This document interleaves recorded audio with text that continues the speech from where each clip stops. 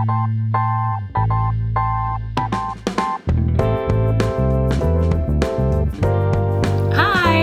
back to another episode of Easy Peasy Labeling with me, Melissa. Today I am back with the LW-PX300 and I'm going to show you how to save and recall labels. Now, I was recently working with a music teacher who throughout the year has new students coming in, and every time she creates these beautiful binders for the students. Well, she was getting frustrated with having to recreate the labels for the tabs and the different section headers, so I showed her a really easy way that she can use her 300 to save those labels and recall them whenever she needs to.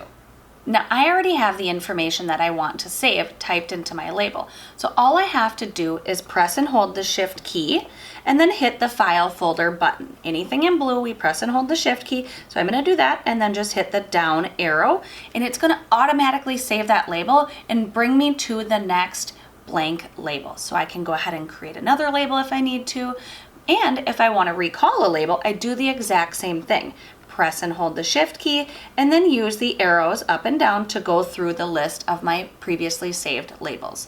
Whichever one you stop on will be the one that's selected, and you can edit it if you need to, or you can just print it directly. Super easy. That's how you save and retrieve labels with the LW-PX300. It's easy peasy, and if you have any other questions on this printer or any others, please feel free to reach out to us. We would love to chat with you. Thanks again, and happy labeling.